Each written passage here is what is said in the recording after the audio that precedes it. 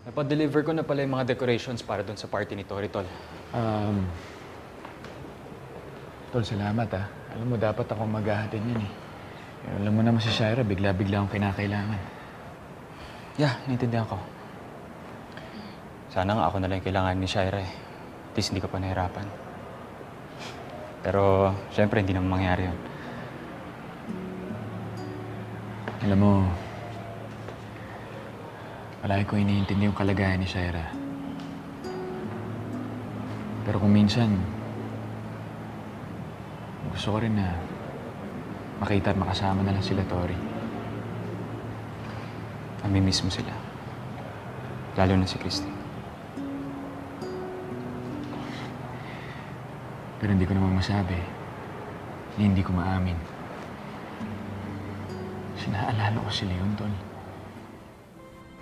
Siya yung laging dahilan kung ba't nag-aaway kami ni Christy.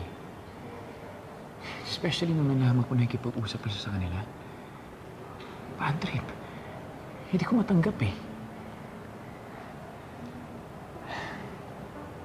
Nung nakita ko si Christy, Tol, gusto ko lang siya akapin. Gusto kong bumalik sa dati. Yung wala lahat ng to, yung wala pa yung ganitong problema. Nung wala pa si Leo. Nung hindi pa buntis si Christy sa kanya. Alam mo, Tol, hindi mo na mababago yung nangyari na. Pero kailangan kong lulukin. Pero kung mahal mo talaga si Christy, Tol. Jeff, ang unfair. Ang unfair ng buhay. Sa akin mo talaga sasabihin yan? Alam mo, Jordan, kung fair ang mundo, si Shaira sa akin siya dapat, hindi sa'yo. Pero wala eh. Ganun talaga. Kailangan ko tanggapin. Pero ikaw, Tol, swerte ka pa nga eh. Si Christy hindi pa tuluyan kay Leon. Pero kung papabayaan mo, baka tuluyan siyang mawala sa'yo.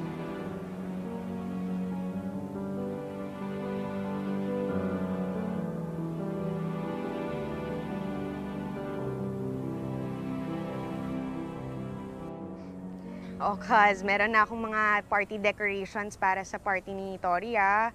Tulungan mo naman ako mag-set up. Kaz, nandito pa ako sa school. At bakit ako? Ba't hindi si Jordan, di ba? Cuz, ayan ka na naman eh. Ay, nako. Kau talaga. Aminin mo, namimiss mo si Jordan, no? Wala namang araw na hindi. Siyempre, cuz, mahal ko pa rin yun kahit nasaktan ako sa mga ginawa niya. Kung pwede nga lang, mabago ko lahat ng nangyari sa amin, edi... Sana kami pa rin. Sana magkasama kami. Kasi anak ko pa rin yung inaalagaan niya. Tsaka kasama ko siya sa pagbubuntis na to.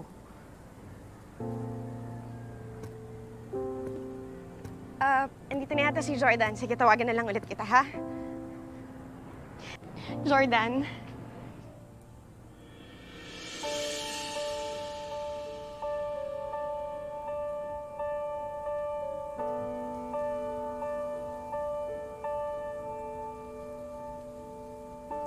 Di pa ba sapat mga luha sa aking mga mata?